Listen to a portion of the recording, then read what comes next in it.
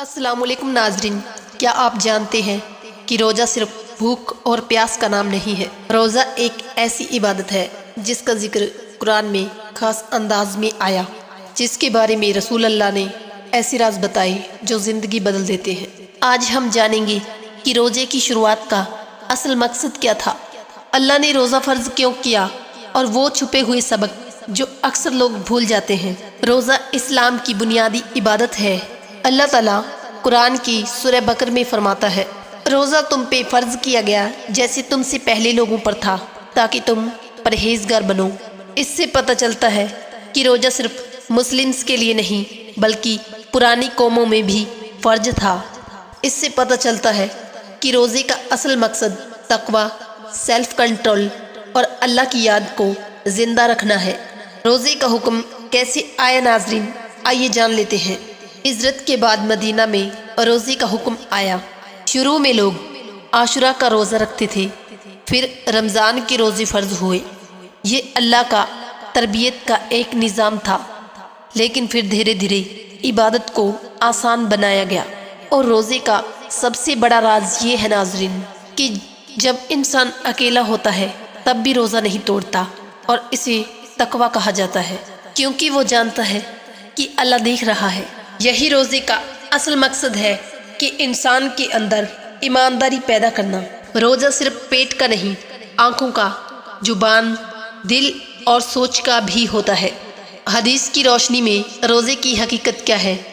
हदीस में आता है, जो शख्स झूठ और बुरे काम नहीं छोड़ता, अल्लाह को उसके भूखे रहने की ज़रूरत नहीं। सही बुखारी में एक और हदीस में आता है कि रोज़ा एक दीवार है जो इंसान को गुनाहों से बचाता है। जो लोग रोज़े का मकसद भूल गए हैं, बहुत लोग रोज़ा रखते हैं लेकिन गुस्सा और झूठ नहीं छोड़ते। रोज़ा सिर्फ भूख का नाम नहीं बल्कि अपने नफ्स पे काबू पाना है। रोज़े का असल मकसद जंग है, लेकिन किसी और से नहीं बल्कि अपनी नफ्स से। इंसान का सबसे बड़ा दुश्मन उसका कंट्रोल ना होने वाला नफ्स है। जब बंदा भूखा होता है तो उसका गुस्सा तेज होता है, लेकिन रोज़ा उसे सिखाता है कि सब्र करो, अल्लाह देख रहा है। इसीलिए नबी करीम ने फरमाया कि रोज़ा ढाल है, सही हदीस में। और ढाल किस चीज़ से बचाती है? गुनाह से, जहन्नम से और अपनी ही नफ्स से। और रमज़ान वो महीना है जिसमें कुरान नाजिल हुआ, और अल्लाह ताला ने कुरान में फरमाया, रमज़ान वो महीना है जिसमें कुरान नाजिल किया गया और लोगों के लिए ये हिदायत है। इसका मतलब क्या हुआ?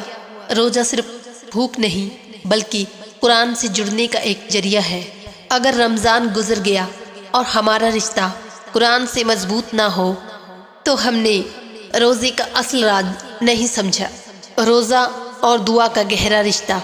हदीस में आता है कि रोज़ेदार की दुआ इफ्तार के वक्त कभी रद्द नहीं होती।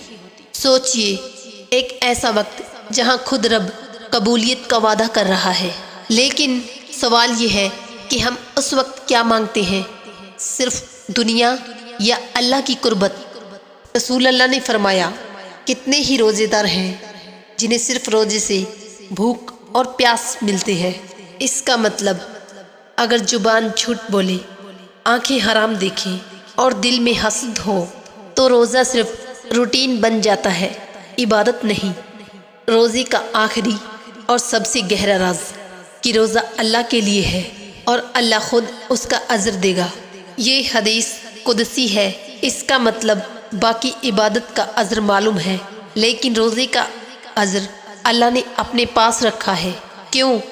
क्योंकि रोज़ा रिया से पाक होता है और नमाज को लोग देख सकते हैं, ज़कात लोग जान सकते हैं, लेकिन रोज़ा सिर्फ अल्लाह जानता है कि बंदा वाकई ही रोज़ेदार है या नहीं। रोज़े का असल और छुपा हुआ राज ये है नाजरीन कि रोज़ा इंसान को फरिश्ता नहीं बनाता, लेकिन इंसान को उसके रब के करीब ज़रूर कर देता है। रोज़ा भूख नहीं, रोज़ा सब्र है। रोज़ा कंट्रोल नहीं, रोज़ा तकवा है। रोज़ा अल्लाह से मोहब्बत का सबूत है। रोज़ा इंसान को याद दिलाता है कि अगर तुम हलाल चीज़ को अल्लाह की रज़ा के लिए छोड़ सकते हो तो हराम छोड़ना اتنا مشکل کیوں لگتا ہے؟ روزہ ایک مہینے کی صفائی نہیں بلکہ پوری زندگی صاف ایمان سے بتانے کا راستہ دکھاتا ہے۔ روزہ وہ عبادت ہے جہاں صرف بندہ چپ چاپ اللہ کے لیے صبر کرتا ہے اور اللہ چپ چاپ اس کے گناہ معاف کرتا رہتا ہے۔ جس نے روزے میں اپنی زبان کو کنٹرول کر لیا تو اس نے اپنی زندگی پر کنٹرول کر لیا۔ روزہ کیلنڈر کا مہینہ نہیں بلکہ روح کا نیا سال ہے۔ ہر افطار ایک یاد دلاتا ہے کہ جس طرح اللہ نے آج بھوک ختم کی اسی طرح ہر تکلیف کا بھی ایک مقرر وقت ہے۔ سوچئے اگر ہم روزہ رکھ کر بھی نہیں بدلے تو کہیں ہم صرف بھوکے تو نہیں رہے۔ قیامت کے دن روزہ گواہی دے گا کہ یہ بندہ بھوکا نہیں تھا، یہ بندہ میرا تھا۔ سوچئے اگر ہمارا یہ آخری رمضان ہو تو کیا ہم خوش ہوں گے اپنے روزے سے؟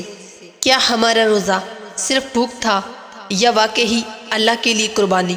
کیونکہ روزے میں انسان اپنے آپ کی قربانی دیتا ہے۔ سوچئے اگر ہمیں روزہ رکھے ہوئے موت آ جائے تو ہم نے اپنے آپ کو اللہ کی راہ میں قربان کر دیا۔ اور اکثر کبھی کبھی لوگوں کو روزے کی حالت میں موت آ جایا کرتی ہے اور وہ کتنے خوش نصیب ہوتے ہیں جسے اللہ بہت پسند کرتا ہے اور وہی ان کا آخری روزہ اللہ کی راہ میں قربانی اور اللہ قبول کرتا ہے۔ اللہ نے قرآن میں فرمایا روزہ تم پہ فرض ہے تاکہ تم پرہیزگار بنو۔ اگر روزے کے بعد بھی ہم نہیں بدلے تو ہمیں روزے کو نہیں بلکہ خود کو دیکھنا ہوگا۔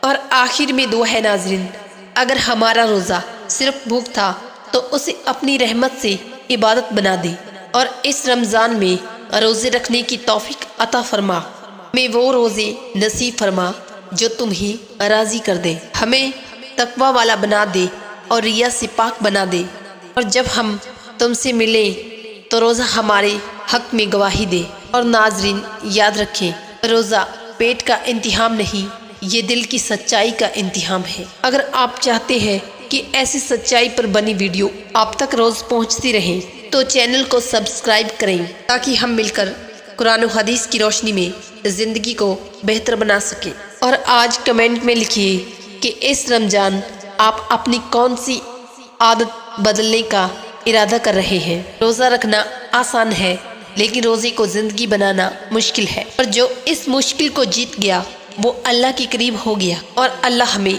اس رمضان کے پورے روزے رکھنے کی توفیق عطا فرمائے، آمین۔